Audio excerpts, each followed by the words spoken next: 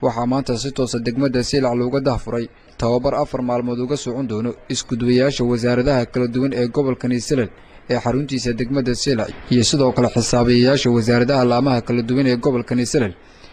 tababarkan oo ay soo qaban qaabisay waaxda nidaamka xogta maamulka maaliyadda ee wasaaradda maaliyadda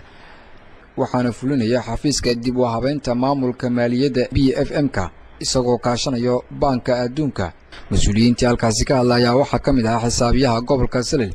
Axmed Faarax Umar iyo sidoo kale agaasime ku-xigeenka nidaamka xogaha maamulka maaliyadda Cabdiraxmaan Axmed Aadan maamulaha checkpointiga ku yaala tulada Ashacado.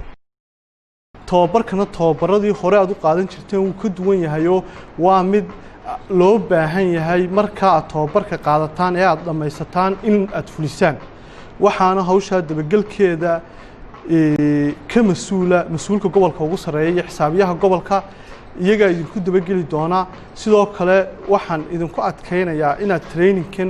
sida ugu habboon uga faa'iideysataan maadaama oo mushaaraadkiina iyo kharashaadkiinuba ku xidhnaan doona. ugu daro kharashkii waxa uu noqonayaa waa kharashkii hore isla garan kharashkaasi wuxuu ahaa in maxaan ku dhahay voucherkii la soo sameeyo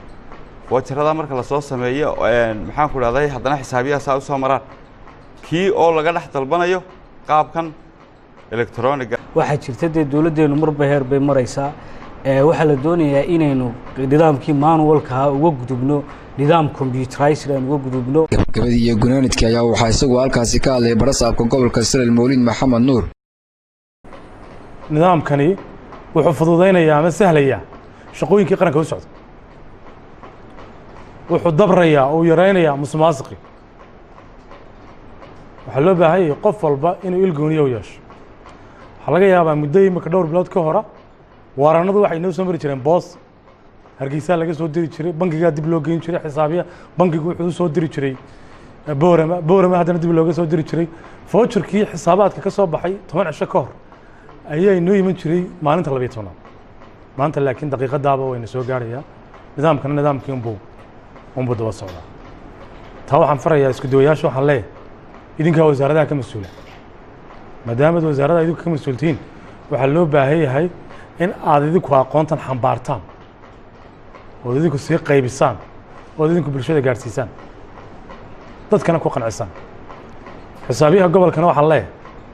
ninka maanta halkaa wuxuu ka bartay berri kuuley ma waayo qarashkii wax walba ka jooji sababtaa waa khasaare qofka wixii la bartay kusoo shaqo tegi waayey ee tacabka lagu geliyey intuu halkaa joogo maan fahmin ha laygu celiyo hadha laakiin berri marka laga tago noqon mayso. halkan maanta jaaniska waxaan uga faa'iideysanayaa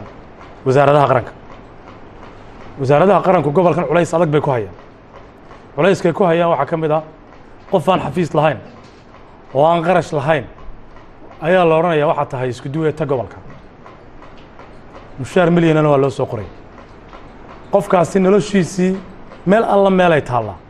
ma jirto waa qof bannaan fadhiyaan lama xisaabtami karo. wasiiradan iyo wasaaradahan waxaan uga faa'iideysanayaa waxaan leeyahay